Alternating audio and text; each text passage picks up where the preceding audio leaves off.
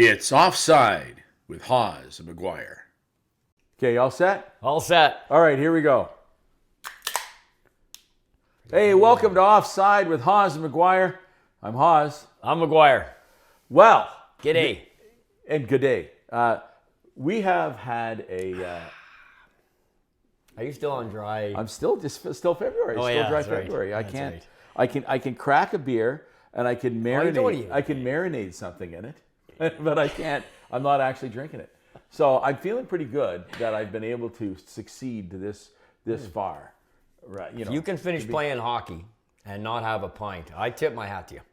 Well, you know what? I have to say I'm not as social as I once was. Yeah. But you know, you can go to the pub. I learned this. You can go to the pub and just get wings. What? Well, Come on. apparently. Yeah. I've never heard of such blasphemy.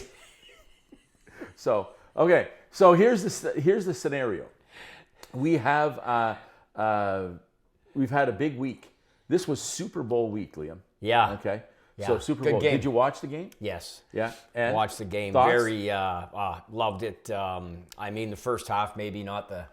I'm not a football aficionado, right? I don't follow it like hockey. I don't know it like hockey, but I was very entertained. Yeah. I was very entertained by the certainly the proximity to the score, the closeness of the game for sure. I mean, it goes to overtime. I think it's only the second one ever. I believe they said. I'm not even sure when the other one was. I know it wasn't too long ago. I don't think. This is Somewhere in the last era. It should be an Ask Liam question. It should, except they don't do football trivia. Well, but I was I enjoyed the game and happy for Mahomes. I think he's slowly sliding up the ranks. It sounds very similar as when Tiger was chasing Jack, or when LeBron's been chasing Jordan, or to use other sports analogies, because we're going through with Ovi now, who has finally found a scoring touch again.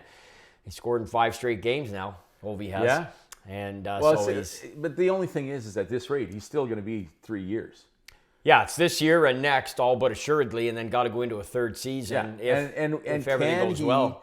Play 3 more years? I think it's going to be very nip and tuck, but I mean, I was in Montreal all weekend and talking hockey pretty much nonstop. And the people, there's a lot of chatter where people are just saying they're just gonna roll him out there in a rocking chair if they have to, just to get goal 895, and then he'll probably retire on the spot, and shut her down. I don't know. I mean, but is that fair to do if that's the case? Because it's not the way 895 was, or 894 was. No, achieved. But everyone else is doing it, right? Marlowe did it to beat Howe's record. Chara did it to beat Chelios's. They trotted these guys out there. They're past their prime. They had nothing left in the tank, and they went out to beat records. So, but what about Keith Yandel, same thing, and then Phil Kessel just used him as a speed bump. Went by him. Like it was a speed bump. But I mean, here's the thing. Was Phil Kessel really going for the Iron Man?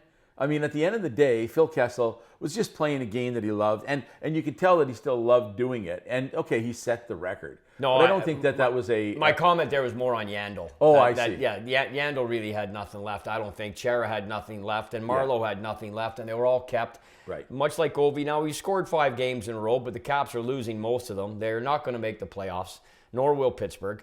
And it's a changing of a guard here for sure. The McDavid era, such as it is, they've charged back up. Yeah, they've lost 2 out of the last 3, but they're 8-2 in the last 10. They're firmly in a playoff position right now. But yeah, I mean, I don't know what's going to Ovi. You're right. He scored 5 in a row. Is he going to keep this going? I don't know. But I mean, it's way behind where a lot of us figured this year and how it was going to go with him. And now he's scoring again. Right. And he's picking up some goals, and so he's coming up a little bit sort of the bottom line of respectability, where he, for a guy his age, befitting of his age. Well, now, how old is he right now? He's 38. 38. Okay. Yeah. Or is he 37? Oh, I forget when his birthday is. Okay, but it doesn't really matter. But he's still, turning 38 this year. He's over the hill for the most part, and yeah, he's never going to score 50 again, that's for sure. But I mean, what he's done from a goal scoring point of view is unparalleled. I mean, in terms of in respect to his peers, like, okay, well, hold on, Wayne has 92 in a season, Wayne has 894, isn't it, Wayne? Yeah, it is. It is. But what he's done in terms of compared to his peers year in and year out, Right. He's led the league in goal scoring more than anybody else, more than Wayne, more than Bobby Hull, more than the Rocket, more than anybody else. Alex Ovechkin. So, I have to correct people all the time talking about Mike Bossy, who have this romantic link back to the Bossy 9 straight 50-goal seasons. 9 straight 50-goal seasons, and he led the NHL in goal scoring twice. Yeah. In those 9 years. Right. Like, Wayne dwarfed him. Right. But the question is the goal to win the scoring title? Or is the goal, as your career extends, when you look at it over the years, is it winning the scoring title, or is it consistency as an elite when you say player? scoring title, you mean the Rocket Richard Rocket Trophy Richard in this Trophy case here, which has only been around for 25 years. But what was it called before that? It had no name. There was no trophy. Yeah, there was no goal scoring trophy in NHL history. Oh, I'm sorry. So it was points. It was total points. Points is Yart Ross, but Ovi's got no shot of that. He never has, never will. But it's he's led the league in goal scoring 8 or 9 times, I believe. 8 or 9 times. I think it's 9 now. Tied 1 year. But very, very good. Oh, it's phenomenal. To me, he's the greatest natural goal scorer in the history of the game over a career. Bossy has the record for the highest goal per game percentage. He only played 10 years. Would Bossy have kept that up if he played 15, 16, 17, 18 years where Ovi is now, or some of the other guys, like when Wayne started to slow down? Well, we'll never know. Right. We'll never know. He hurt his back. We all know what happened. He had to retire early. Same as Bobby Orr, your favorite. My favorite is all-time great. So, these things happen with injuries. But Ovi, let's see how it goes. And he has scored in 5 straight. That was a hell of a game against Vancouver. I didn't see it. I didn't see it. And now, I will have to... JT Miller in overtime, so the Caps got a point. But, right now they need... it's like New Jersey's game tonight. Like, there's 30 games to go, but these games are massive. And whenever this airs, they'll have already played it. But, New Jersey's 6 points out of a wild card right now. It's goal time, man. You better be winning the majority of your games right now if you got to make up 5 or 6 points. Yeah. Holy cow. Yeah. It's tough to do. Just look at everybody's last 10 games. Right. That's how you can measure it. Like the Sens have picked up 14 points in their last 10 games. Yeah. Okay, right now. They're 6-2-2. It's outstanding.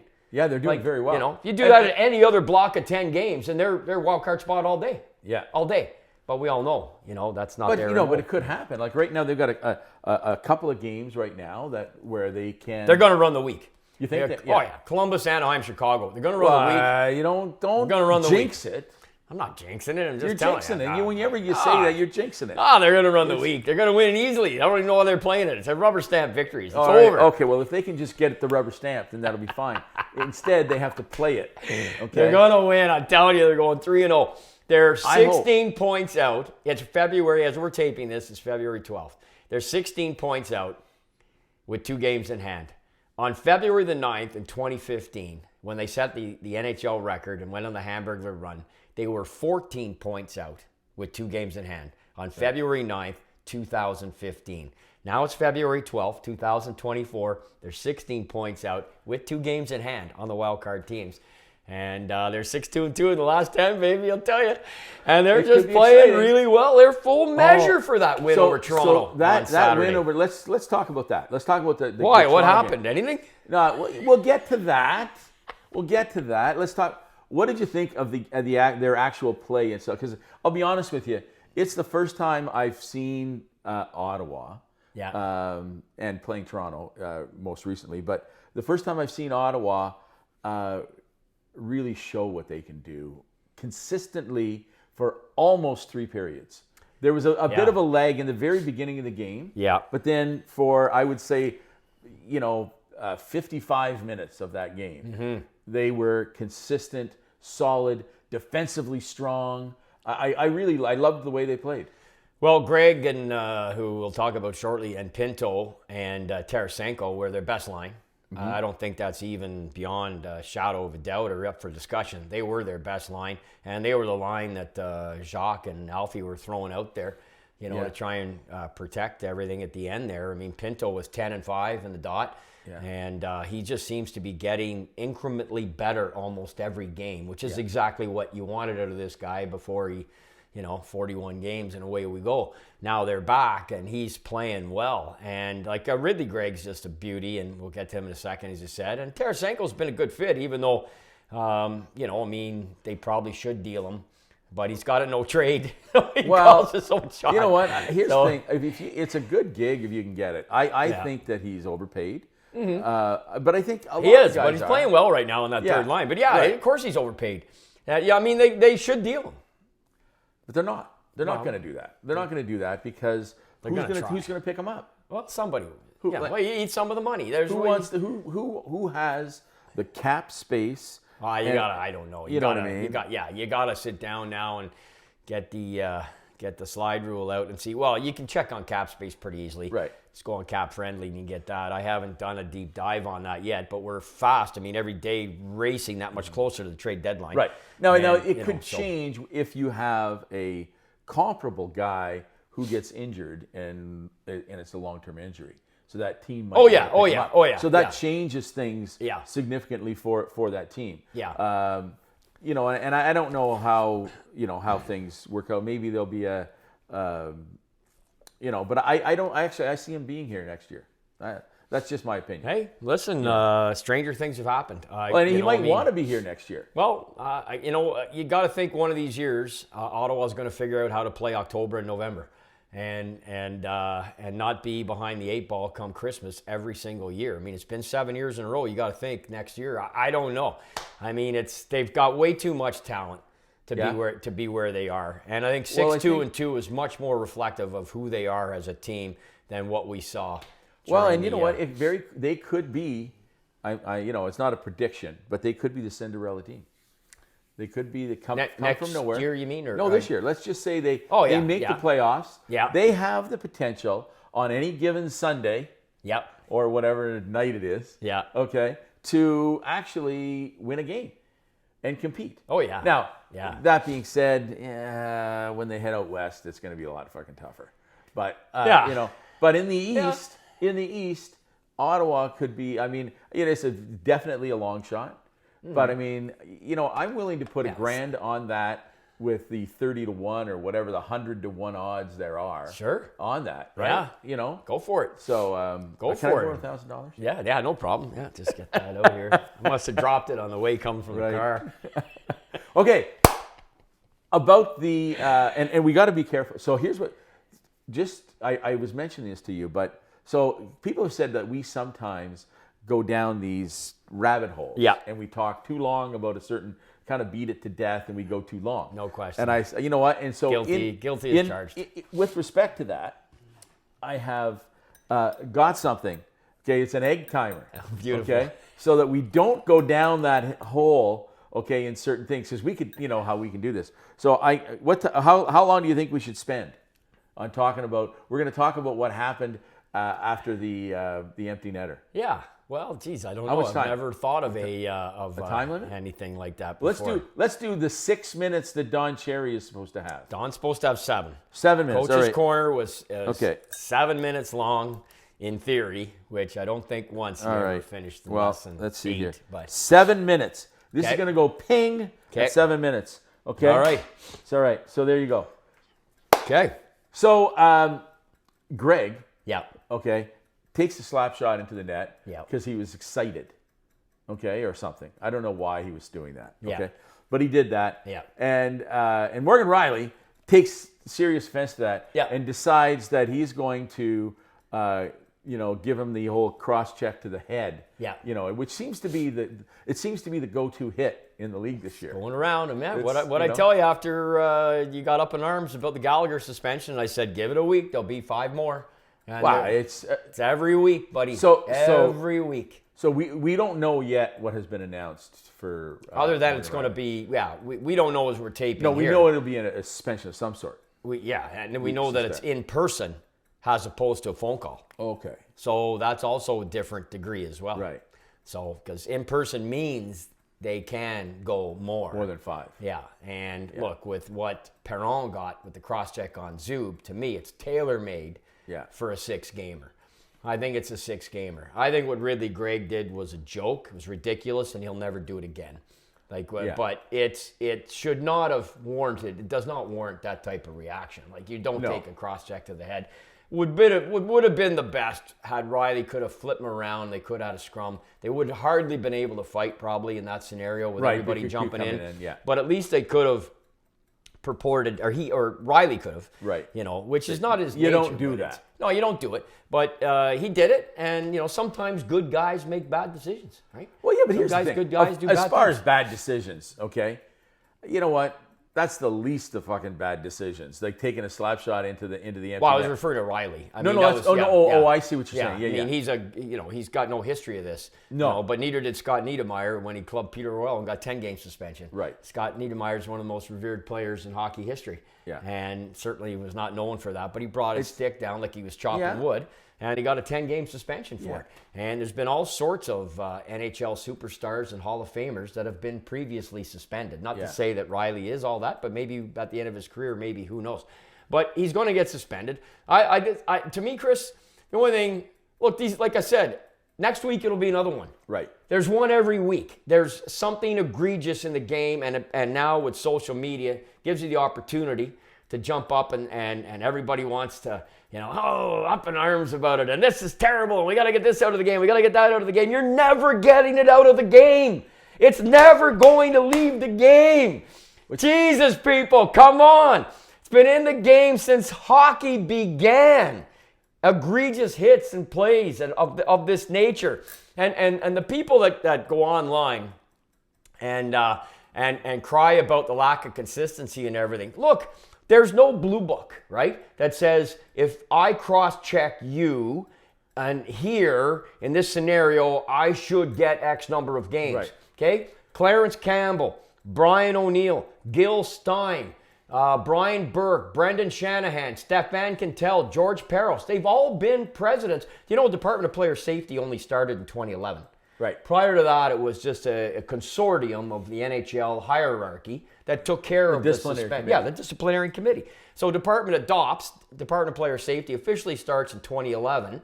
You've had 3 people in charge of it in that time in almost 13 years? Yeah. Right? So Shanahan being the first. Shanahan being the first. He's the guy who more or less broke the bread of it, gave way to Stefan Quintel. And Shanahan, he was suspended 5 times himself. Not to say that should matter. But Well, listen, we know that Perron is, there's another one. David, you ever expect Perron to do that to anybody ever in his career? You never would have expected that in a million years. No, but that's his cross-check to Zub was reprehensible. They gave him 6 games. Riley's probably going to get 6. I wrote originally on Twitter that night. Now, mind you, like I said, I was in Montreal, watched the Habs that afternoon, had a few pops after. Well, on my way, by the way, with 2 great friends, Piero and Sunil. Thank you guys for your hospitality. If you're watching this show, it was amazing hanging with you guys. But I thought, I thought Greg kind of sold it a little too. I think he went down like he was shot from the grassy knoll. I better make it look good here and everything else. But upon review, myself, not sure how you saw it, I'll throw it back over to you here. Probably almost shoot the timer. I think he's going to get 6 games. Yeah. Because of Perron on Zub, and it's an in-person hearing. He deserves at least 6. But everyone, have a Coke and a smile. Believe me, next week there'll be another one. There'll be another one to talk about next week that everybody will be freaking out and go, oh my God, this is so terrible in hockey. We've got to get this out of hockey. Watch another sport. Okay, but hang on. So 2 things. I agree with you, okay? It's going to be equal, okay, to the hit on Zub. I think so, too. In my opinion. That's at the end of the day, okay? Now, here's the thing. And I don't know. Where are these people that you're saying are so, tearful? Just go on Twitter. Oh, yeah, I don't go. That's why the fuck do you go on Twitter then? Because I need to go on Twitter. I have to promote everything that I do to try and make a living. So I need to be on social media. So I go on there and people ask me. I get asked all the time when something happens in hockey. Liam, what's your thoughts? What's your opinion? Well, then can you not just ignore those people? Because they're following me. I've got almost 10,000 followers on Twitter because of who I am in hockey. Whatever that is, good, bad, or different, it is what it is. So people want a thought, so I got to get involved. What I don't do is I don't roll down in the mud and just absolutely lose my shit like I used to the first few years I was on. Going, seriously, why are you even watching the sport? Why are you commenting? Why are you even saying that? And I'm not that guy anymore. I got into it with a guy just last week about something. So you're not that guy anymore, but you just got into it last week. But when I got into it last week, what I say is I ended it very, very amicably. Oh, okay. Very, very amicably. And the guy was totally taking me to task. And it was a minor hockey thing that had you been in, you would have probably jumped in. Well, so tell me the story. Oh, it's just about how, it started about how minor hockey is not affordable. You know, he's saying it's not affordable. And I said, excuse me, my son was a house league player most of his career. Believe me, I was a single parent. It was affordable. I don't make a lot of money. It's very, very affordable. I had to point out to the guys, oh, you're just talking about AAA. No, the majority of players play house league. The majority. The biggest leagues, the biggest registration is house league. It's not AAA. Right. So the multiple thousands of dollars that are needed to fund at that level for tournaments and league fees and everything else is not what you pay to play house league. It's not. Well, you do. I mean, it factors out. I mean, at the end of the day, hockey is not subsidized in Canada. Doesn't have to be. I'm not paying anywhere. I never paid anywhere near close to what you would have paid for Evan in hockey. No, you know what? I could have driven a car into the river every year. Well, okay, and saved. But money. that's my point. So don't when a guy goes on social media and paints every minor hockey thing with the same brush. And go, hold on. A second here. There. 13 years here of 11 of which were 9 of which were house league. In defense of the guy, okay, so house league. But when you get to the competitive level, okay, the costs are. I'm not saying outrageous. that. I'm saying where the majority of the kids play. You know this. I know where that. The majority of kids play. If you've got 20 kids in a class that are playing hockey, where are the majority playing? But what about they're playing house? But let's say you got a kid who has some talent. Whoa! You're way off. Where are you even going with this? I'm saying is that's got nothing to do with the conversation. No. But if you have somebody who is talented, somewhat, okay, they have to move up. That's the way the system is designed. That's not what I'm talking about. No, I know you're talking about cost.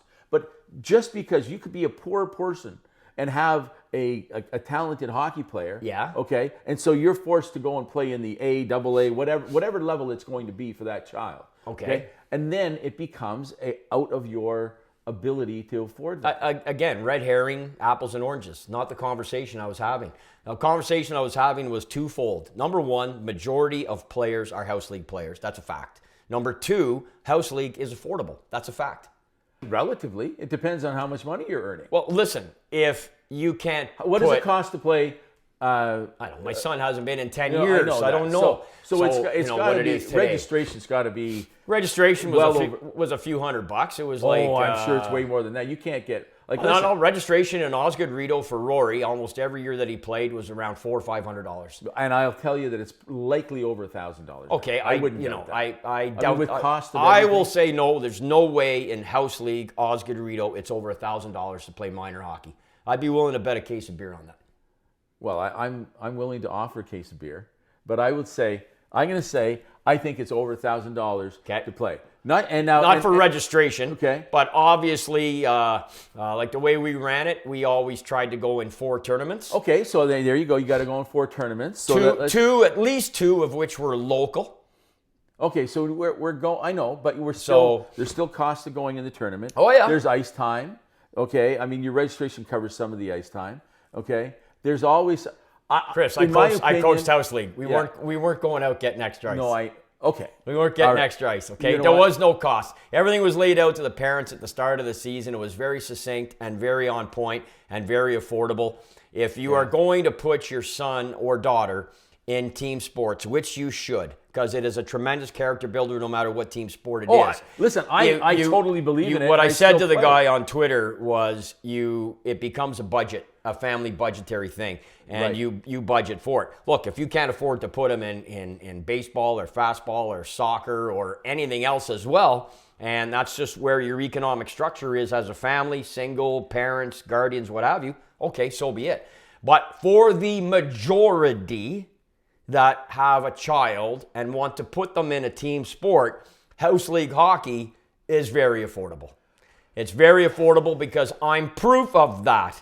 And it was then, and it is now. There's absolutely no way it's over $1,000 to register for House League hockey in Osgoode Rideau. I'll eat this can if that's the case. There's no freaking way you may it's find over $1,000. No, but listen, but adding to that you do have the other tournaments. There are all these I don't care. I don't care. It's affordable.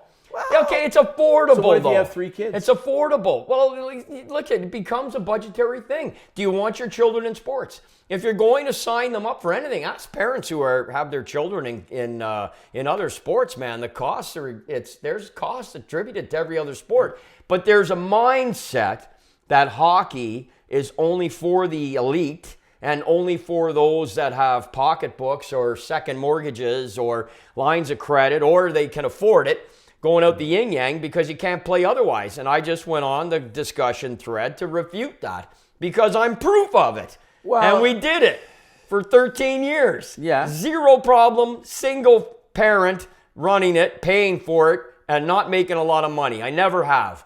And I was able to comfortably pay for Rory's House League hockey. Comfortably. Yeah. Well, it was a budget thing for us. He didn't play another sport. Yeah. He wasn't in soccer. He wasn't in baseball. I was able to finagle his way into some junior stuff at Rideau Golf for a couple of years. He didn't stick with it. Yeah. But, it became a little summer thing. But that was it, man. That was it. And we have zero regrets. He has none. I have none. And anybody who thinks they can't afford it is just making that up.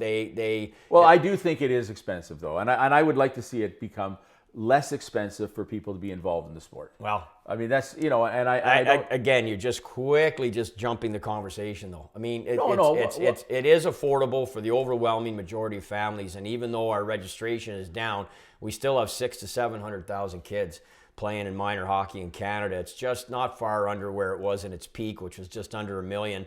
And we're still the number 1 producing nation in the world. The elite still find a way to get there. And where the majority of kids play is House League, and it's affordable. And it was when I played, it was when my son played, and I'm going to say right now, 10 years after my son's packed in minor hockey, that it's still affordable in House League to play. Okay, and that's your opinion, and this other person's opinion, and I'm playing devil's advocate here. Well, no, I can tell you right now, he had no horse in the race. He made a generic comment, and because I called him out on it, which was the last thing he was expecting. I know this. I'm a Twitter expert. I know my way around Twitter.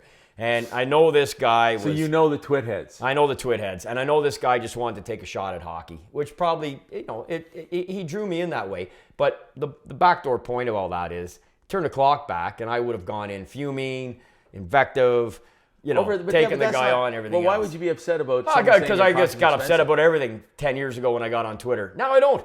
Now I'm just Liam is happy. I got pints. It's great. And I'm going to say, affordability is relative. Okay, it's relative to where you are in your life. Yeah. Where you're. Okay, let me put it to you this way, so it's easy for you to understand, because you seem to be mixing up my words. Because I think honestly, I think you're wrong. I know I'm not wrong. I'm totally right. If your child is going to play sports, right? If you have a son or a daughter, or more, and you're going to put them in sports, and you said, okay, we want our children in sports. What sports do they want to play? What are they interested in? This, that, or the other. Hockey is no more expensive at the House League level than any other sport that you will sign your son or daughter up Well, you know what?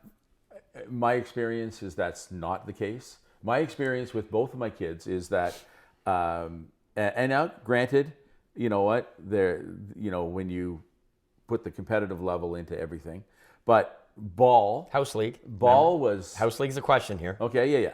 But House League. Yeah. Ball is far more affordable. Soccer, quite affordable. Now they have gotten. I don't think so. Some of the clubs now have gotten to, to be, not about it. But when you just play little Timbits, or you're playing the lowest level. Well, what do you think Timbits hockey kids are paying? I know. Well, we're not. What I'm saying, when I used Timbits, I wasn't referring to the initiation program. Okay. Whatever the lowest level is, people playing that. Not to mention the fact that at least you can get together. Like when I was growing up, now we used to play road hockey too, right? Of course. And we were lucky enough to live in Northern Ontario, where we could skate and play outside on the ice and do all those things. I did those things too. Okay. Yeah. So we did that. Yeah. but kids in the city don't have that opportunity anymore. Okay? Yeah, that's neither here nor there. No, but what I'm Stay saying right is on that- point. Stay but- right but on staying point. on Is house league hockey affordable? No, I think it's very expensive. Okay, for people I who don't make that disagree money. strongly. So where's the line? So you're saying what's- it's very expensive. You're saying you've already. So you're on skates. camera How much are saying skates now? You're on camera as saying that you think for starters registration's over $1,000. I would no. I said hockey for the year, including registration and the extra and the okay. tournament and all that Okay. stuff for that team is going to be Okay. over $1,000. So without that. anybody who's watching, if you have a son or daughter in a sport other than hockey, if you could please message us and let us know. Because there's a case of beer on the line. Well, no, because you already rescinded it. You've What do you know I you've didn't? already changed. No, originally you No, I said it said was if hockey $1,000. costs you $1,000. Of course it will over the course of the year. Okay, well, of course. Then you're talking out of your ass. No, Because I'm not. Yes, no, you I'm are. not. I'm a You single can't say- parent that but you can't afforded say to it's not gonna pay. cost It was $1,000. affordable to play house league hockey. And you can't say that When house league is not going to cost is- $1,000. Is house league hockey more expensive than AAA hockey? No, absolutely not. Of course not, right? Right. Okay, so, but still, you still say house league hockey is not affordable. I think for a lot of people it's not affordable. Okay, well, absolutely. no, listen. Listen, If for house me- league hockey isn't affordable, then neither are other sports. So this is where I need somebody to chime in who has a son or daughter that's playing right now, because we don't. Yeah. Our kids are older. Right. So we don't know right now. So we need somebody that could give us some context. That's right. And tell us what you paid for little Johnny's or little Samantha's soccer. Well, or here's an baseball example. So in I play hockey. The U65, right? Yeah. The old guys. After us, on Sundays, Yeah. there are kids who are playing, and there's a lot of the parents and sitting there watching those kids. And I can tell you, and that's house league, okay? Yeah. And I guarantee you, those parents are paying for when you talk. And I'm not even talking about the equipment. I'm just talking about for registration and for the extra fees with respect to tournaments and all the other stuff, and that goes along with it. Got paying for pucks or whatever the hell else there is. Okay. Yeah. I will say that they got to be paying $1,000 easily. Yeah, I would say over the right. course That's of what the year. my point is. Well, no, that's not what you said Well, originally. no, that's what I said. Yes, I would say yes, $1,000 it for a doesn't- winter of activity for a child to play is I'm very not- reasonable. I'm now, not saying look, it's not it's this just is from a guy expensive. that on average makes $60,000 to $70,000 a year. Has probably been my average. So if people can't afford it, I totally get that. But by and large, if you're going to put your child into a sport, which I think we all should try and do, and you try and make it a budgetary thing. It's what Liz and I had to do when we split up. Shanna chose basketball. Yeah. And in her And case, you're telling me that basketball isn't way less expensive? we than- paid more because she made a touring team. She played on a higher level that comparatively. Okay, than forget where about Rory that. We're was. talking house league basketball, cocksucker. Yeah. Unfortunately, she wasn't on that. Okay. She was on on a rep team. Okay, but when it was more expensive, not by much, to be honest, but it was a little bit more expensive to pay for her over the course of the year. Now, I gotta also say, 90% of Rory's equipment, my son's equipment, I bought at Play It Again Sports. Yeah. It was used equipment. Yeah. I went in there and got him used stuff all the time. Incredibly affordable. You can go in and get cheap stuff that's good quality stuff. I played hockey my whole life. I would never risk my sons, but having something that wasn't at least quality-wise to protect them. But there's no way I needed to pay $200 for shoulder pads when I could get them for $40. Wow. And they'd been worn for 1 year. Yeah. And I did that all the time. And you know what? Every Saturday, every weekend in October, you go to Play It Again's here, and they're packed with parents like me that were in there that don't have a lot of money, that were finding the affordable way to get your son or your daughter on the ice to play our national sport, more importantly, to play a team sport. And it was affordable to be able to do because it was house league. My son had been up at AAA level. No way I would have been able to afford it. No way. No way, no how. And I don't know what I would have done had he been good enough to play there. We'll never know now, and it's a moot point. The discussion on Twitter that I was in, and I will say discussion, not argument, because I ended it very amicably. I'm very proud of myself. Yes. That was that house league hockey is very affordable. And I knew by the way the context that this guy was talking about that he had lumped all of hockey in together as an elitism that is out there that you can't afford unless you're taking a second mortgage, and that's bullshit. So that's the point of it all. Case closed. I'm right as usual. Next. Where the fuck is this thing's not working? No. This should have stopped a long fucking time ago. Like, unfucking There's another. Okay. Hey, It's Hank Timer, you just, should you know, fire that thing right across the room, just you like know. Morgan Riley did his stack right at the side of Ridley's. Where do you think he hit him? Did he catch him here or right in the head? What do you think? What he caught him. He caught him right in the fucking neck. Well, he caught him. It looked Caught him. No, bounced out. yeah, Kinda yeah. bounced You're up, gonna. eh? And you know what? Okay, it probably grazed off the shoulder. Yeah. But it was upper, and you know what? At the end of the day, he caught him. Yeah. I'm sure he didn't want to. 6 games. You comfortable saying that? Absolutely. I think it's fair because you have. You too. know what I mean? I don't want to get all legal here, but you've got precedent. Yeah. You've got just this season. A very similar. Hit. Yeah. Okay.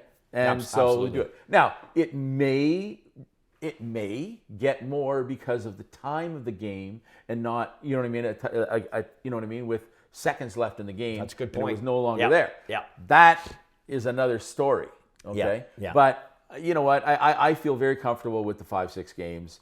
And again, because he doesn't have a history and because, and because it's Toronto, it's a big ticket team. They need him back, so the NHL will be easy on them. Well, 6 games is still 6 games. I mean, they're 4 points up or 5 points up on New Jersey. I think they've got a couple games in hand. Like they're not in imminent danger here, but they can't really afford any type of significant losing streak. Well, but listen, taking Riley out of the lineup, They can't afford to lose a fucking defenseman. The Toronto Maple Leafs, and they're going to. So, but defensively are a bit of a shit show. A little bit, yeah. You know? A little bit for sure. I mean, they've been comfortably in the playoffs all year because they score their way out of a lot of trouble, right? Well, yeah. I mean, Matthews is going to win the Richard in a walk, and Nylander's had, for the most part, a career year, for the most part. Got the new money to show for it. And Tavares hasn't played poorly, and Marner's been fairly consistent as well for the most part. But, Ottawa's had their number, and they go back to something we said at the start of all this, I think, was they deserved that win on Saturday night. Oh, absolutely. They absolutely deserved it. I thought the third line was the best line of the night, but that they did enough throughout the course of the evening to warrant the win. And then, why'd Greg do what he did? We haven't heard him speak yet. He wasn't made available to the media. He's not going to say anything. You know what? It is what it is. It's over. It's done. I just think he's young, and it was a sense of the rivalry, and I think they're fed. That's got to be frustrating too. I mean, the Sens fans are drowned out in their own building. Yeah. Right. And it was a big FU, right? So he hammers it home. He'll never do that again. You got to think you're going to take. You know what I would do the next time? Actually, if you could, it would be nice if you had who's the toughest guy the Sens have. Brady, easily. He's the toughest guy. By far. Oh fuck! Then he'll be. I guarantee you, he does it the next time. Against the Leafs, he's going to do it. Well, that would be great because I'd like to see who's going to run him. Well, Reeves would. Yeah. But they put Reeves out there, and again, it's just, but you know what? No. Listen, if they had gone, if something had happened, and Reeves was only there in case the Sens were going to do something, I think. Okay. If Reeves had done something, he would have been gone. Too. Yeah. He would have been gone. If he had instigated something. Well, yeah. First of all, if you do instigate anything in the last, when there's an automatic one game. But I mean, it would have gone. It would have gone way further. And maybe. Depends on the nature of how it would have went down. If it was just a fight, then no. If he just drops the gloves, but I mean, here's the thing. Nobody had a horse in that race. At the end of the day, they went and you protect the guy, okay. And I mean, even Giroux, when they asked Giroux at the end of the game, I know he was bamboozled. He looked like a deer caught in the headlights. Yeah, he didn't know because he didn't want to endorse Ridley for doing it. No, clearly, no, he didn't. And he did not. And he said, "I can't throw the guy under my bus. He's my teammate. And he's a kid." Yeah. So he's trying to dance around it. It was very awkward. Yeah. And they throw it back to that ref bit there where he's saying, "Oh, the ref called Morgan by his first name like he's such a good guy." Like, Like, Well, I didn't shut say up. that. I heard that, though. Holy Jesus, give me a break. Like, that's just Toronto-centric shit, that we get jammed down our throats. But, it is what it is. I'll tell you, we've been waiting for the Battle of Ontario to find a spark. It's unfortunately they don't have another game this year. Right. But you know what? So Ottawa won 3 of 5. Yeah. Right? 3 of 4, I believe. 3 of 4. Just Well, there you played go. 4 3 of this 4. year. Yeah. It's just 4. Yeah. Okay, so they won 3 games. Yeah. I mean, you know what? I'd say that we win. So we get the cup. That's it. Okay. All right, now I think it's time that you need a cold shower. Okay. And we're going to take a break, and we're going to do a segment called This Week in Hockey History. Hello, Canada. Lafleur coming out rather gingerly. Back to Lafleur. Oh! The bouncing shoots. He scores! This week in hockey history. All right, welcome to our segment, This Week in Hockey History. And this week, Liam, Yep. I'm trying to look for something that is, I don't know, if you can tie it in with, I don't know, like we do a lot of Montreal Canadian stuff. Do we? Yeah, way too many. I don't think We there's don't more do- than one an episode. Yeah, exactly. We don't do enough of what I call Boston Bruin type of things. Yeah. So let's talk about this week in hockey history Yeah. as it relates to the Boston Bruins. Okay. Okay, and so what is going on this week in hockey history? What date are we talking now? Can you? Oh, you don't even know what date we are? Well, no, I don't, Chris, because. This is live. This is live. It's. Pay no attention to the man behind the curtain. This is all. You're losing all this. This is the magic. It's the magic. I know people are It's the sitting there. magic of What? Hollywood. I just don't know where you are right now. Sorry. Valentine's Day, February 14th. Yeah. Okay. Yeah. Yeah. I'm putting you on the spot. You are. Yeah. Yeah. Okay. It doesn't have to be Boston, but I'm thinking it should be something Boston related. Okay. Okay. So now, do you recall that we're talking about? Even though apparently the magic is gone. Okay. We're talking about the week from They'll forget all about it for the next show. February Look, they're back live. 11 to 17. 11 to 17. Yeah. Okay. Well, yeah, there's tons. It's such a great month, but it's hard to ignore Jean Beliveau. Okay, remember earlier when I said about the Montreal Canadian thing? Just want to point that out. It's like, okay. I know, but I watched this game on TV. His 500th goal was scored February 11th, 1971, and I will tie it in with 500. It's fucking nothing. I know it is nothing now. There's been 47 guys to do it. Again, much like the 50 goal scorers, which we talked a few weeks ago with Al Secord. Right. And I believe now we're up to 96 different players that have had a 50-goal season in the NHL since Rocket Richards in 1945.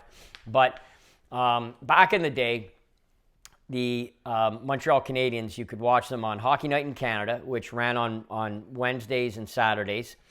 Or you could watch them on the French channel. Radio Canada. Radio Canada, CBOFT, and with the F for the French, and with René Lecavalier and Gilles Tremblay.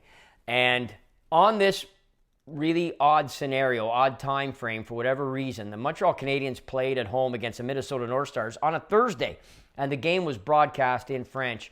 And it wouldn't have been in the week with CBC. No, it was not. And at least not to my knowledge, because we only saw it on French where we were. Three channels, and CBC and CTV weren't showing the game because they only showed national, and this was not a national game. This was Montreal Canadian broadcast, and Jean Beliveau scored 3 goals against the Minnesota North Stars, and he scored 498, 499, and 500. At that time, he was only the 3rd player in NHL history.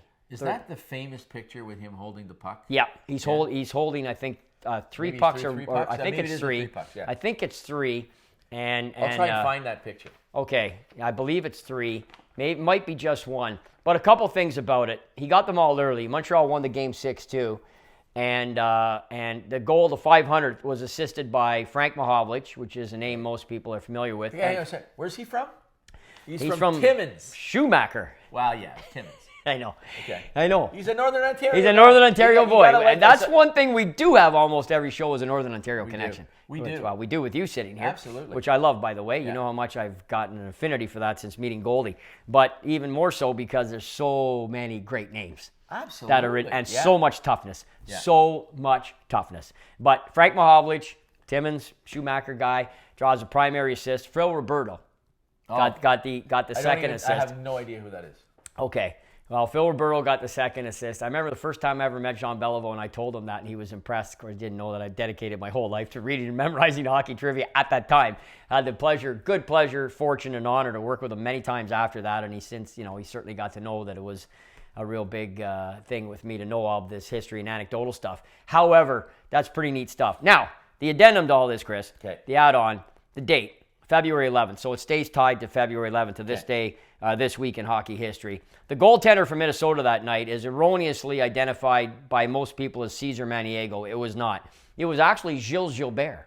Oh, really? Yeah. My Boston Bruin Your goalie. Boston Bruin goalie. I played with him. I told you that. You did tell me that. Yeah. It's a fabulous story. God rest his soul. We Yeah. just lost him just recently, a couple of months ago, and I never got to meet him. So you did. He was you know what? He was a super guy. Everybody tells me you that. know what? He was so, and he loved. Oh my God, he laughed. We sat one night after we played, and then I had him back to the club. Yeah. And we did a show. Okay, and then we sat till like 3-4 in the morning with Moose DuPont and him, and the stories and the laugh. He laughed. He loved laughing. He laughed the whole. I swear to God, he laughed the whole. If I could have a room full of Gilles Gilberts for every show I performed, I'd be a fucking star. I love it. But here I am with you. I know.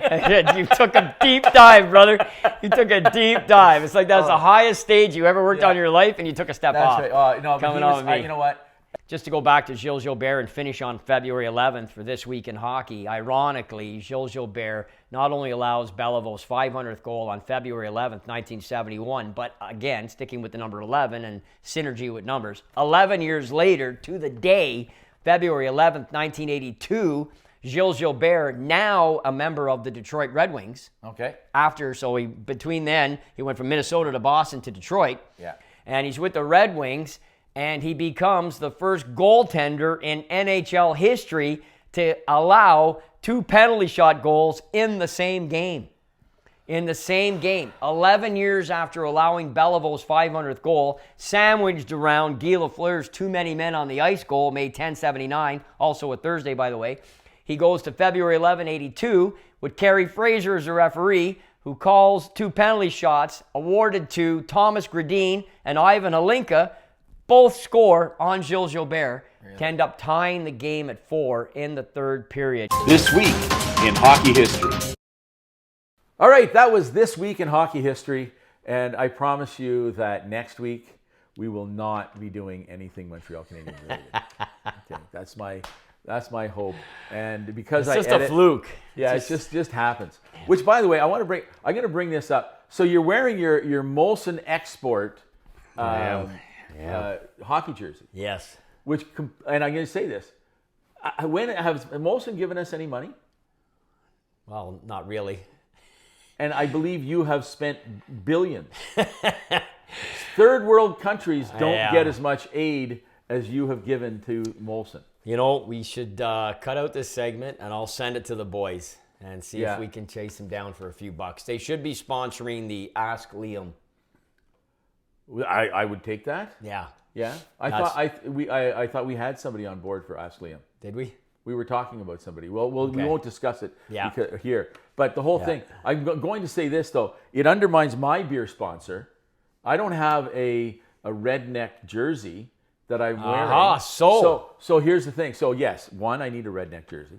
Okay. 2, though, I mean, I think endorsing any product that we're not getting paid for is a bad idea. So not really endorsing it. Really? You're guzzling them. I wear and you're wearing it. Yeah, but that like could be any minute of any day. I would call that an endorsement. But it's really not, though. Oh, okay. It's a lifestyle choice. Oh, it's a lifestyle choice. Yeah. Okay. Yeah. So, but my point is I just that threw this on, didn't even realize what it was till Yeah. I took my jacket off. I mean, it's the first time I've ever worn it on the show. Well, you has it? Yeah. Yeah. Okay. Yeah. So either way, I would like to see Molson like ante up. Okay, this is got to be worth $1 billion or something. Like there's got to be some value in that on the show. Okay, and as the guy who takes care of the editing and the accounting, Yeah. I'd like to hear from you, Molson. Otherwise, I'm gonna get another jersey for you to wear. I'll tell you what, we will. Why don't we clip this and we'll send it to Wayne Hall, who is my local go-to Molson guy here in Ottawa. Yeah. Who's a nephew of the famous Skinner family, Right.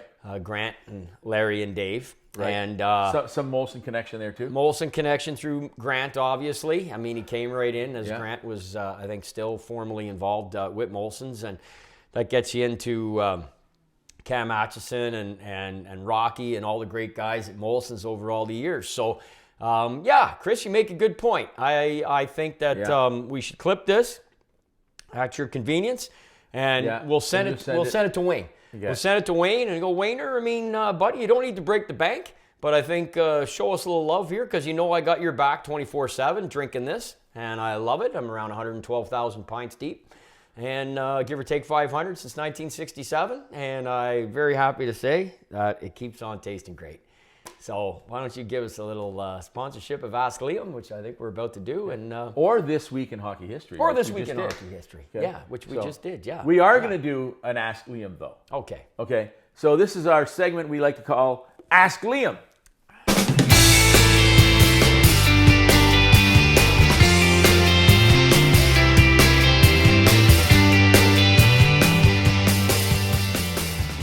All right, welcome. This is our segment we call Ask Liam. Yeah. And now today, because we would been going on about the Morgan Riley hit. Yes. Slash, or whatever you want to call it. It wasn't even a hit. Yeah. A cross check. Cheap shot. Cheap shot. Yeah. And we were discussing suspensions. Yes. So the big question is, okay, Yeah. and this is actually a question that I'm asking. So this is not from a viewer or anything like that, but I thought it would be a good question to ask, and maybe you might have some I insight thought it was into maybe from Ollie on John Street in Stittsville was writing in because he had been suspended so many times previously that he was wondering if Morgan Riley might get a suspension befitting of his career. Well, that could be it, and I have to tell you that I don't know what the fuck you're talking about. I know. That's a little inside thing from one of our regular viewers. So the question is this. Yeah. Of all the suspensions Oh, in the history of the NHL, what was the longest? Yeah. So it seems to get washed under a lot of times because it was so long ago. Billy Kachuk was suspended for life. I know you and I talked a little bit about that a few shows ago because you indicated your displeasure at the Marty McSorley suspension Right. on the Donald Brashear hit, Yeah. which was actually a suspension that was increased by Gary Bettman to extend to 1 calendar year. And as we know, Marty never played again. Billy Kachuk, C-O-U-T-U, one of the game's most violent characters. A big brawl when Ottawa won their last Stanley Cup, 1927. I believe it was here in Ottawa, playing your Bruins. Of course, it's a little bit before our birth. But playing Boston, and Ottawa won the Cup. And at the end of the game, Kachuk got into it, and he ended up hitting. There was 2 officials in those days, not 3. And the officials' names were Jerry Laflamme and Billy Bell, Dr. Billy Bell. I believe he was a doctor. And they were the 2 officials for the game. And he ended up hitting them both. And Frank Calder, who was the president of the NHL, was in attendance at the time. The Stanley Cup was awarded right as the game concluded. Ottawa winning their 11th and final Stanley Cup against Boston in 1927. I believe the final score was 3-1. Cy Dennedy with the Cup winner. Frank Finnegan scored in the game. And Kachuk got suspended for life. Now, they rescinded it 2 years later, but he was in the minors, and he never played in the NHL again. Okay. But he was suspended for life. And now That was from the NHL, but he was able to play in the minors. he was able to play in the minors. Right. And And there he probably made what, a chicken, and maybe some eggs. wouldn't have and been stuff. much. It Like, I wouldn't mean, have- they didn't make much in the NHL. No, No, I mean, good NHL salary in those days was about $3,000, $4,000. So yeah, he would have been making half that maybe in the minors. But he did play a few more years, I believe, till 29 or 29, 30. The interesting thing, Chris, is you've come out and played Rideau, where I'm a member. Yeah, you've come out and hopefully again this summer we'll get you out. And there's a member there. Her name is Janet Barker. That's her married name. She's married to Jerry Barker, who's a long time worked in the agency for Larry Kelly's office for years. He's a retired police officer, Nepean police officer. And Janet is Billy Kachu's granddaughter. Oh, really? Yeah. So it's kind of a neat connection, I think, to have locally. We have a woman locally who's actually related to Billy Kachu. So he was pretty nuts. I mean, They had Billy Kachu. Is she nuts? That's what I want to know. Is that? Well, I'll tell you what, Janet's pretty tough herself. She was a police officer too. Is that right? Yeah, Okay. yeah. Beautiful woman, great wife of Jerry's. They're just a fantastic couple. He's had a real tough go health-wise the last little while, but he's hanging in there. I love that guy. I love them both. Their son Sean, good guy, and just a great family. And yeah, she was a police officer as well, and definitely. She's pretty tough herself. But Billy was her grandfather, which is amazing. Yeah. And that's the longest suspension in hockey history. You know, Rocket got suspended for the rest of the regular season, and the playoffs in 55 led to the riot. The incident was March 13th, got suspended March 15th. The riot was St. Patrick's Day 55. Right. Cost him a scoring championship, no doubt about it. And that's an infamous moment in hockey history. But how many days were left in the I believe there was 3. I want to say. 3 games left? Yeah, 3 in the regular season, and then he got suspended for all the playoffs. Right. No, but so 3 games, and he didn't. That was the difference. Yeah, yeah. It was like Boom Boom Jeffrey ended up winning, I think, with 75 points. I think Belleville had 74. I believe the Rocket had 73. Okay. He would have picked up 3 points. Right. In those 3 games, I think it's safe to say it cost him, barring any other thing that might have happened, injury or otherwise.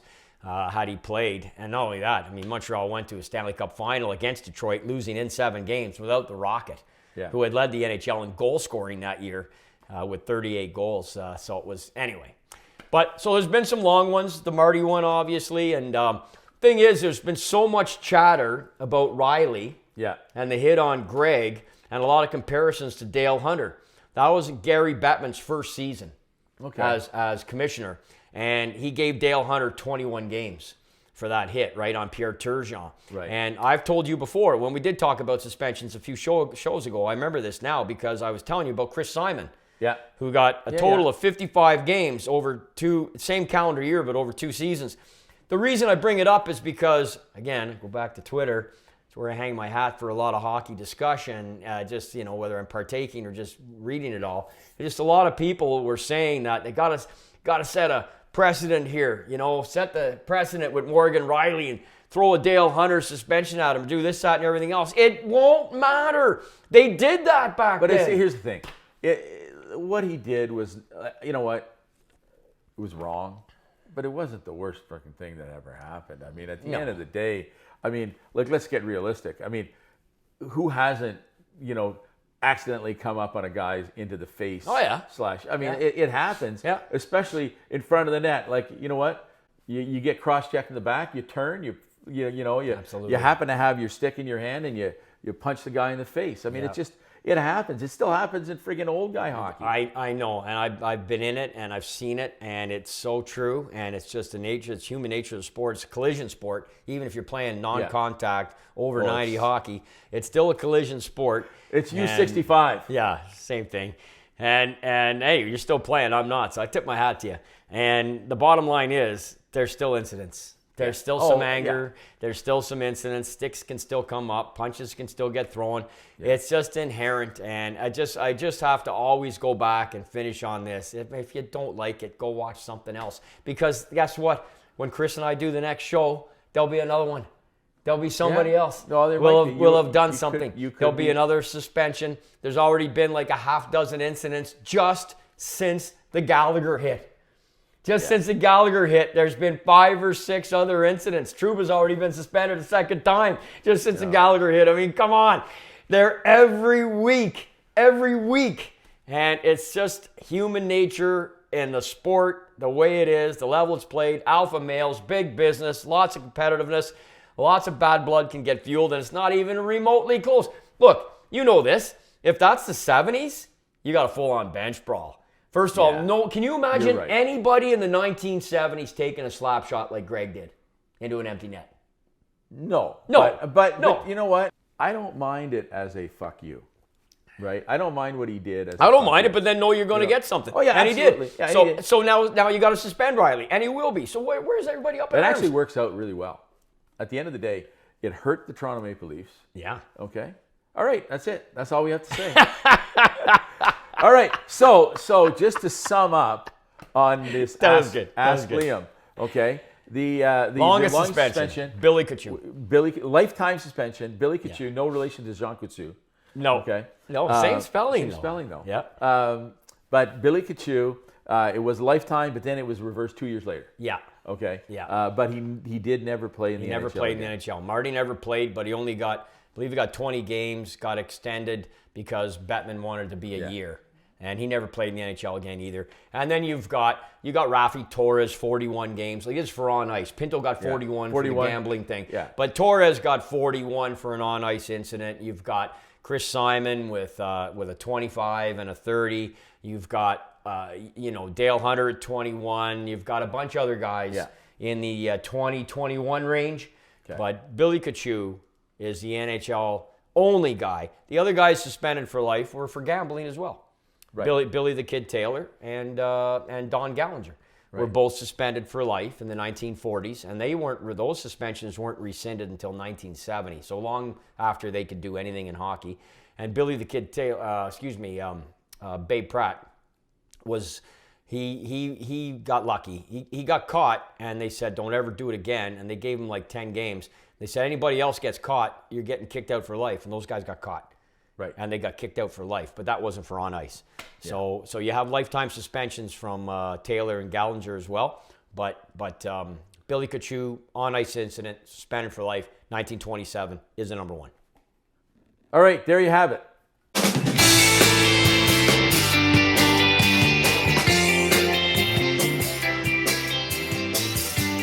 All right, welcome back. We've talked about a lot of things, and we go on and on and on, and the egg timer didn't work, okay? But it's actually time for us to unveil something.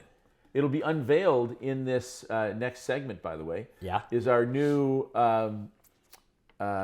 shooting the shot logo. Oh, yeah. Which I sent to you. I sent you the logo. You liked it. Now, we're not sure exactly the color combinations it's going to work. It's basically going to be like a black and white thing, but it'll go on golf shirts and stuff like that. We got the idea because as a favor, as something I was doing as a nice gesture, I bought and was wearing some Spit and Chicklets attire, right? Really? Without getting a single dollar from them? Well, you know what? Hello? No. Here's the thing. The reason why is because they're going to do the same. That's my thing. Okay, we know they're not. We know they're not, though. Well, you don't know that. But that's they might. But you don't know that. It's good to try. I did it once. Try. I did it once as a goodwill gesture. Yeah, and this is the only time I've ever worn a Molson shirt on offside with Hawes and McGuire. Are you sure? Positive. You're sure, eh? 100%. If I go back and look at the tapes. Yep. Not that I give a shit. Yep. I'll bet you another case of beer on top of the one you're going to lose. But I'm not doing this right now. Okay. So here's the thing. We have our new logo as part of our segment called Shooting the Shot. Right. And today we're going to continue with another excerpt from a great interview we did with Sudbury Wolf alumni. Yeah. Okay. Yeah. An NHL All-Star. Okay. Made the All-Star game. Canada Cup member. Stanley Cup? Canada Cup. Canada Cup member. Canada Cup member. Silver medalist. We lost that year. Ron Duguay. So here comes Ron.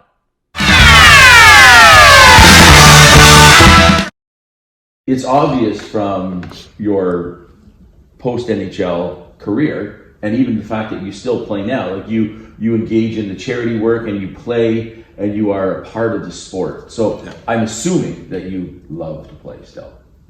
Yes, there's two. Yes, Part of what happened to me is I played 12 years in the NHL, then I played another 3 or 4 years in the minors, played 1 year in Germany. So I kept playing because I was still healthy to play. But part of what bothers me when people ask me about the NHL, I'm almost embarrassed to say I only played 12 years. It's hard for me to say I only played 12 years. I should have played 16. And so after I left, I kind of, it happens. You lose your confidence, you're not on the top line, and then you're fighting, you're working hard. Like I can always work hard, but just work hard and be calm and still shoot and score and all that, and playing with the right guys. And so to this day, you ask me, I am 12 years. And it's like someone, 12? Yeah. But to this day, I'm still chasing a goal. I'm still chasing to score a goal to make myself feel better about not having scored enough. So, and I never put a lot of pressure on myself. I just played. But the fact that I only played 12 years, I should have played 16. When I look at other players who played 16, it bothers me that I can't say that I played 16 years old. 16, I was short of playing 1,000, a little bit short of playing 1,000 games. When you add up all my games, playoffs and some exhibition, I hit that 1,000. But I could have scored more. I could have got more points. So but I can't beat myself up. I really can't. No, absolutely. Yeah. I mean, here's the thing. You've accomplished, and this is not blowing smoke up your ass, that you've accomplished something that there are, how many, 40 million Canadians? Yeah. 41 million dream of, right?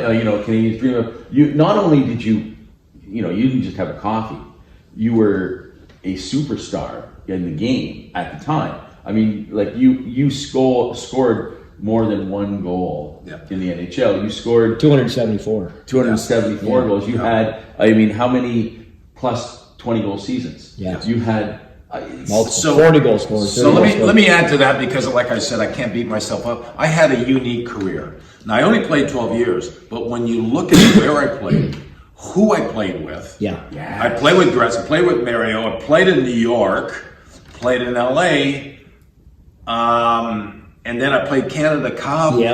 And so there's a lot of great things about it. I got to score 40 goals, which is hard to do. I was in Detroit, I have a point a game. So there's a lot of highlights. But more than anything else, All-Star game? Are you behind it, the sweater? I got to play in the All-Star game, but I got to my career started where I needed to start to be what I became today. To be a New York Ranger. With everything that the name recognition, it brought the best out of me. And so I cannot complain, but still I wish I would have played longer. Very unique career. But when you strap on the skating cap, right? When you play some of these charity things or whatever, or even if someone says, "Hey Ron, we're getting a bunch of guys together, you want to come and play?" What's your visceral gut reaction? Well, part of it is who am I playing with? Who am I playing against? Because let's say it's me. Well,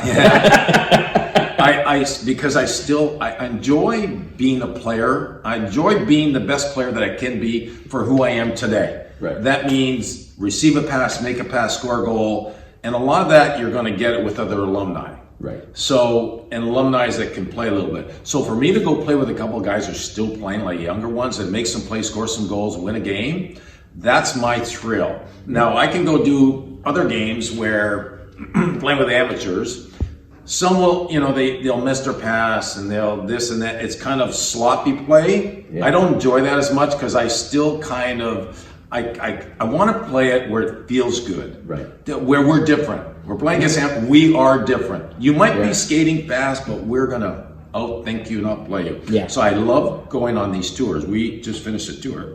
And where were we? We were in New Brunswick. I got to jump in and tell a story about you. You were playing your third game. You got better every game. And this was in Richibucto, and you're flying down the ice, and Matthew Dandino's pass was about 10 feet behind you.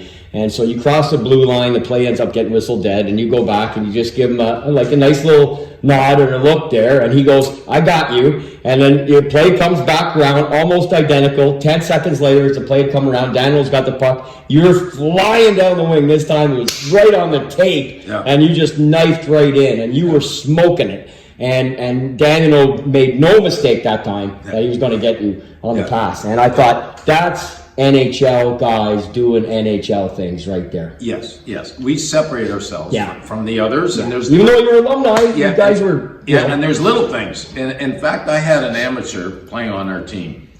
And he was playing defense. And every face-off, I tell him, okay, be ready, because this is what I'm trying to do. Well, I probably lost half of them, which is normal. Because these kids go in there and they're just slapping them. Puck is bouncing. So anyways, after the game, the guy was kind of joking around, which I didn't like his joke. He says, "Ron, you kept telling me you got there. You didn't get it back that much." And I was just kind of thinking about it. I didn't say anything because it almost hurt me a little bit, but I thought about it later, what I should have said to him. I said, "Look, this is who I am.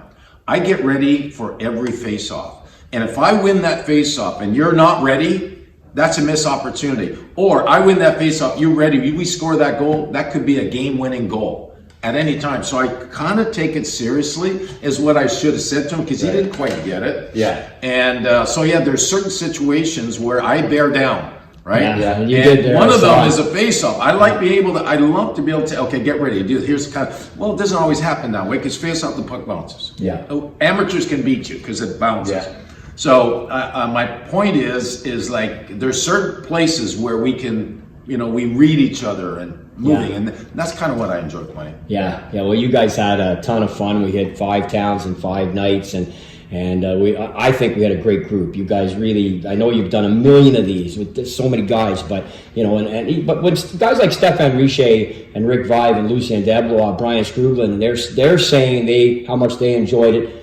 Being around everyone, being around each other. I think you guys fed off each other that way too. Like, you seem to have that kind of fun, and the crowd was reacting to you guys as well. Especially when you played the kids, when they put the little kids on the ice, and the crowd. All the parents were there watching that. So, well, once we leave the game, what is it that we're losing or missing? Yeah, that leads to that question exactly. It's that interaction with the fans. Yeah. Where do you get to go where you're getting a response from something you're doing? Right? Yeah. You're on the ice and people applaud, score goals, and where else are you going to get that? Yeah. Right? To play in front of, you can play in an empty building, I can still enjoy it. But for me to play like 1,000 or 10,000, whatever it is, it goes back to who you are. Like, we're not just, when I played, I wasn't just a hockey player. And this is, I got to bring this up because we have not mentioned his name, because Boston, right? Bruins Esposito, Bobby Orr. Yeah. So Bobby Orr was my favorite player to watch. My favorite player to watch, not because of his genius of how he played the game, but it was the entertainment value that he brought. And that's kind of what I saw in him, that I wanted to be him, not to necessarily play like him. We would try to, the puck control and be different, but it was the entertainment value on the ice. Like, he stood out. Now, Bobby Orr wasn't doing it to stand out, right? But he had a way about him, like, wow, that's entertaining. So by the time I got to New York, I didn't get to play against Bobby Orr. I was 2 weeks short. But that's who encouraged me to see it in a different light. Yeah. You're not just a hockey player. Don't be regular. Be noticeable. How can you be noticeable? There's different ways you can be noticeable. Sometimes some guys grow their hair. I was just going to say that. On day 6, it's like post. I got to tell you, none of that was calculated. It just kind of happened. The hair was just a thing, right? Back then, we all had big hair. And I just knew when I stepped on the ice, because I knew I can get a response by skating fast, hitting someone, scoring a nice goal, but just playing fast and playing hard. The first time I stepped on the ice at the Garden, because they had heard about me, but they hadn't seen me yet. And sure enough, I'm going 100 miles an hour. And it didn't take that long where I was getting this response. And next thing you know, it was dudes. And that's all I needed. I couldn't wait to get back on the ice. That's the entertainment part of it that I kind of miss. I'm not getting it as much anymore. It's kind of what I miss. Okay, I think that has been enough for this week. We have, we have disagreed with a lot of things, which by the way makes good television. Well, I know it's not television, but we're on camera. Yeah. And I think the worst thing I'm sure you would say the same, is any show you're listening to or watching, and if everybody agrees. Well, And yeah. unless it's a point that you just both legitimately agree Well, on. exactly. And I we've mean, I'm agreed not on gonna a argue ton for of the sake stuff of- since we started doing offside yeah. with Hawes and McGuire. Yeah. But yeah, we have a difference of opinion on a few things, and that's good. But we do have to tell you that next week's episode will be kind of a pieced together type thing because we've got some travel issues and we won't be able to be filming live doing that. So we're going to add, we'll continue the interviews. We'll add a few things. We'll do a This Day in Hockey History. Yep. All those things, but you won't get the dynamic personalities and the and the blood pressure. I do have to do the color correction on Liam's face later on because when we were going on about minor hockey, I was calm. Okay, you were calm. Absolutely calm. That's what I thought. Calm. I'm a poster boy. Yeah, absolutely. There's no passion there. So thank you for watching this week. We will not be live next week, but the following week we'll be back. But there will be an episode next week. Watch for it.